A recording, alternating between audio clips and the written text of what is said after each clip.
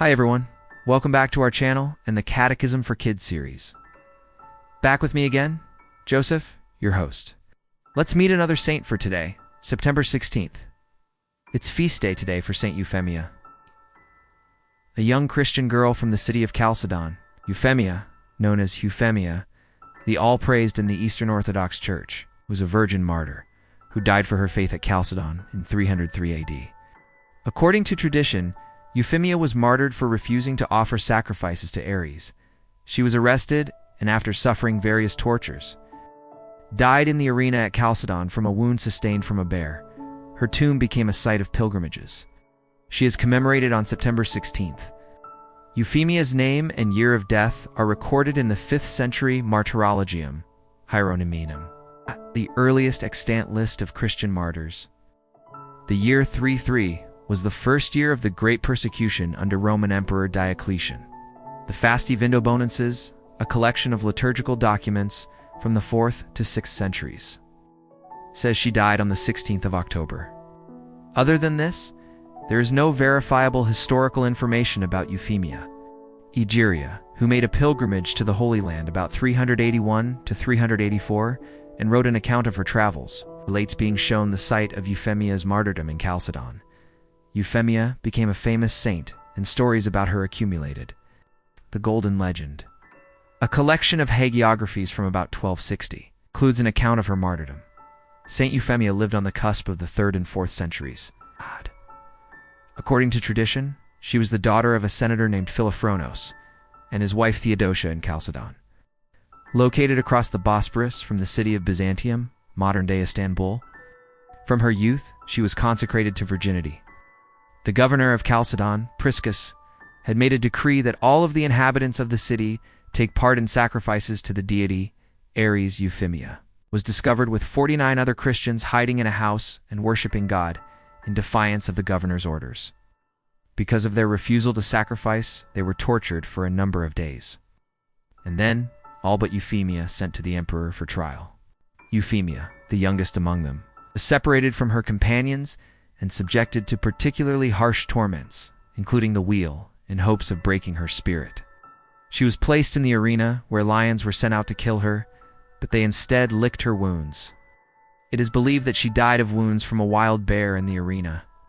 According to the Synaxarion of Constantinople, a collection of hagiographies, both parties wrote a confession of their faith and placed them on the breast of Saint Euphemia within her tomb.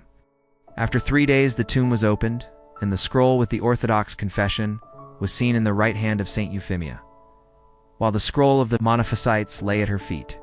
This, however, is most likely a forgery, as it is completely absent from literature until appearing in an 11th century Synaxarium from Constantinople, leading scholars to dismiss it as a post hoc legend. Moreover, it claims that a certain tome of the Monophysites was found at her feet. However, no such tome has existed, neither Monophysite nor Miaphysite. And Pope Dioscorus I of Alexandria had not written any tomes of such nature. No letter, acts of a council, apologetic, or other works of any kind reference such a miracle, either after Chalcedon, including a letter to Leo of Rome by the council in which it mentions Euphemia as Chalcedon as her city. Without any miracle, when the persecution of Diocletian ended, the Christians laid Saint Euphemia's reputed relics in a golden sarcophagus, placed within a church that was dedicated to her. Her relics attracted crowds of pilgrims for centuries. Around the year 620, in the wake of the conquest of Chalcedon by the Persians under Khosrow I in the year 617, the relics of Saint Euphemia were transferred to a new church in Constantinople. There, during the persecutions of the iconoclasts, her reliquary was said to have been thrown into the sea, from which it was recovered by the ship-owning brothers Sergios and Sergonos, who belonged to the Orthodox party, and who gave it over to the local bishop, who hid them in a secret crypt. The relics were afterwards taken to the island of Lemnos, and in 796 they were returned to Constantinople. The majority of her relics are still in the Patriarchal Church of St. George in Istanbul. A reliquary believed to contain Euphemia's head and body was situated in the Church of St. John of the Colatium, the conventual church of the Knights Hospitaller on Rhodes, by 1479. The primary feast day of Saint Euphemia, celebrated by both Eastern and Western Christians, is the 16th of September in commemoration of her martyrdom. In the Coptic Orthodox Church, her feast day is on Aviv 17, corresponding to July 11th in the Gregorian calendar. Additionally, Eastern Orthodox Christians commemorate her alleged miracle at the Council of Chalcedon on July 11th.